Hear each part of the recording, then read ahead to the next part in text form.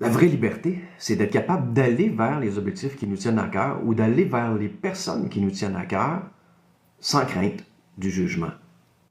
Fais juste compléter la phrase suivante. J'aimerais beaucoup X, mais j'hésite parce que.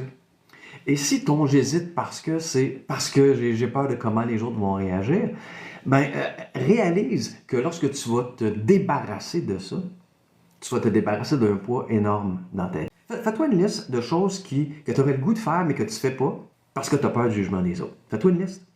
Puis là, place cette liste-là, genre du moins stressant au plus stressant. Si tu décidais demain là, de faire cette liste-là en ordre, lequel tu ferais en premier parce qu'il te cause le moins de stress possible. Puis là, guess what? Tu m'as vu venir. Ben, tu fais ça. Tu commences par ta première sur la liste. Ta première action que tu ferais pour te libérer de cette prison-là, puis tu l'as choisie parce que, oui, elle est un peu stressante, mais pas trop, genre, pour te faire paniquer, là. Mais oui, ton cœur, ça se peut qu'il batte plus fort. Ça se peut que tu sentes le stress monter quand tu vas même juste penser à faire cette action-là. Il y a une partie de nous qui sait que c'est complètement ridicule de ne pas oser, par exemple. Moi, quand j'étais d'âge de cégep, là, genre 17-18 ans, c'est mes parents qui m'achetaient, c'est ma mère qui m'achetait mon linge. Parce que j'étais trop stressé pour aller magasiner moi-même. J'étais même trop stressé pour dire à ma mère, ouais, non, ça, j'aime pas tant ça, cette belle chemise-là que tu m'as achetée.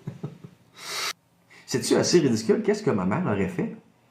Je le savais que ma mère n'aurait rien fait. Elle aurait fait, ah, ok, t'aimes pas ça, cette chemise-là, ok, ben, viens avec moi d'abord pour choisir une chemise que t'aimes.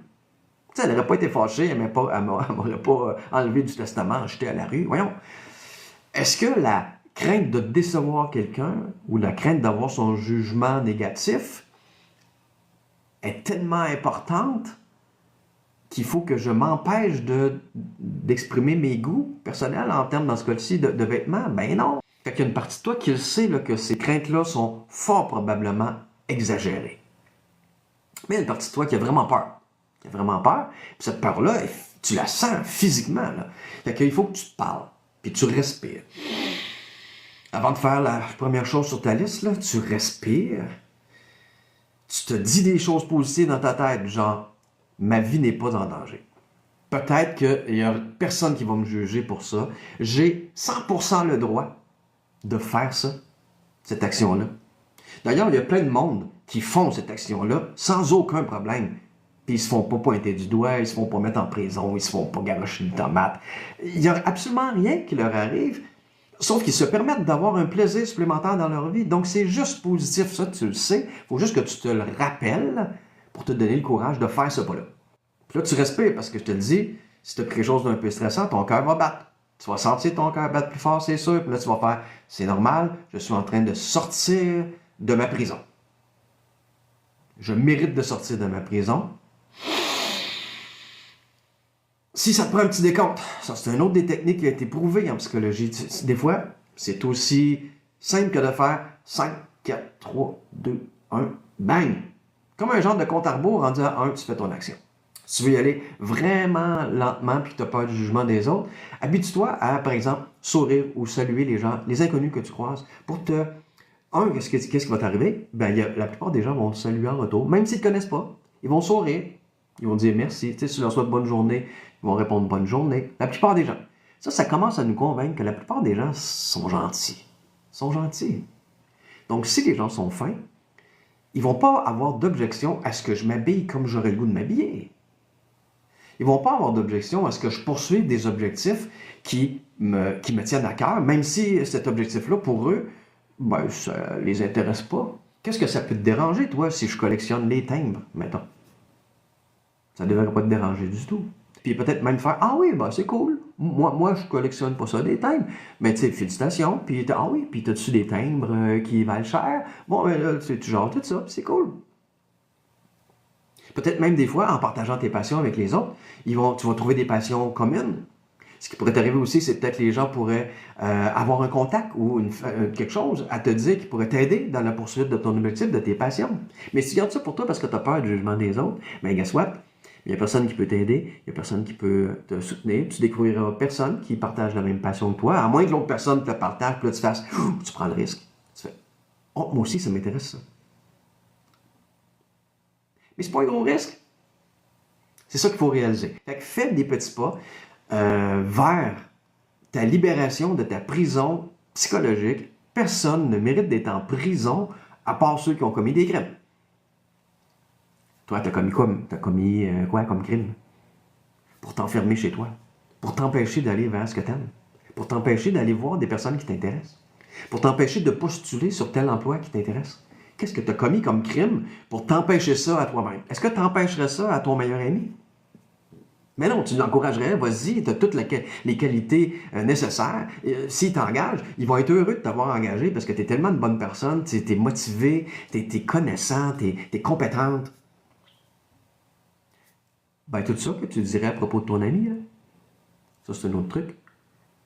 Dis-toi ces choses-là par rapport à toi. Et chaque fois que tu réussis à faire une marche de plus dans ton escalier vers ta libération, ça va être quoi? Ça va être quand tu vas être libre de faire ce que tu veux, de poursuivre tes objectifs, tes passions, de dire qui t'es, ce que t'aimes pas, de mettre tes limites, sans craindre le regard ou le jugement des autres. Tout le monde a le droit de dire « Ouais, non, ça me tente pas. Non, ça, j'embarque pas là-dedans. » Si tu as peur du jugement des autres, tu es dans une situation où tu vas aller de l'avant dans des projets qui ne t'intéressent pas. Tu vas cautionner des choses qui sont contre tes valeurs. Tu vas peut-être même faire des choses qui sont contre tes valeurs pour suivre quelqu'un d'autre. Parce que tu as peur de dire non. Tu as peur d'affirmer que tu ne feras pas ça. Si tu as des enfants, voici un autre truc. Si tu as des enfants, tu veux pas qu'ils se retrouvent dans une prison comme toi. Alors, donne-leur l'exemple de comment on fait pour se libérer de ça. Parce qu'il y a de bonnes chances que si tu es quelqu'un d'anxieux, si tu es quelqu'un de timide, qui a peur du jugement des autres, bien ton enfant, il va le voir, ça. Il va le voir, puis peut-être que ça va lui dire dans sa tête, ouais, il faut faire attention. Il faut faire attention au jugement des autres. Ça a l'air d'être grave, ça, le jugement des autres, parce que, gars, mon père, il n'est pas capable de s'affirmer. Gars, ma mère, elle aime beaucoup ça, faire telle chose, mais elle fait tout seul chez eux, elle n'en parle pas à personne. Ça doit être grave, ça, le jugement des autres. Puis là, ben, tu vas faire en sorte que tes enfants vont se créer, eux autres aussi, une prison, de laquelle aujourd'hui tu veux sortir. Fait, au contraire, donne-leur l'exemple de comment on fait pour sortir de cette prison-là. On a peur de quelque chose, qu'est-ce qu'il faut faire? L'affronter, petit pas par petit pas, pour se libérer de ça. Je pense sincèrement que n'importe qui, peu importe si ça fait des années que tu restes dans ta zone de confort et que tu as peur de ton ombre, tu peux, direct là, après cette vidéo-ci, te faire cette liste-là de comportements que tu aimerais ça faire, mais que tu ne fais pas parce que tu as peur de X, Y, Z.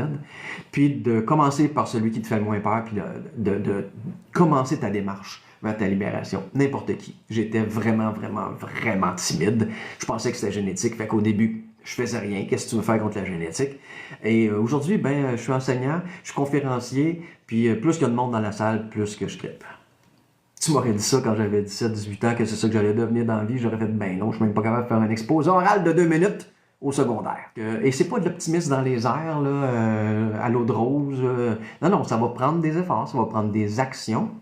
Mais si tu fais ces actions-là avec constance, puis que tu remarques que si parfois ton action, tu n'as pas réussi à la faire parce qu'elle était finalement trop importante pour toi, ben tu lâches pas, tu fais juste te dire « Oups, je me suis attaqué à une marche trop haute, je vais en prendre une plus petite. » Puis tu n'arrêtes pas de marcher. Ce que tu n'as pas été capable de faire aujourd'hui parce que c'était trop gros, tu le gardes pour plus tard dans ton escalier.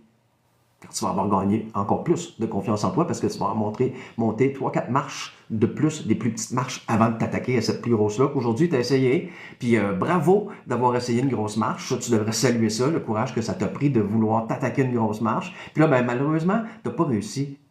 OK, pas grave. Tu diminues ta marche, puis tu fais on se rejoint plus tard, grosse marche. La seule raison qui pourrait faire en sorte que tu ne réussisses pas, c'est si tu abandonnes. Tant que tu es en action, tant que tu es en mouvement, c'est qu'une partie de toi a espoir que ça se peut que tu réussisses ça. Puis tant que tu as de l'espoir, tu continues à faire tes pas et tu continues à souligner tes petites victoires. Inévitable. Prends n'importe quel objectif que tu te donnes. Si tu fais des petits pas constants vers cet objectif-là, chaque fois que tu fais un pas, tu t'améliores.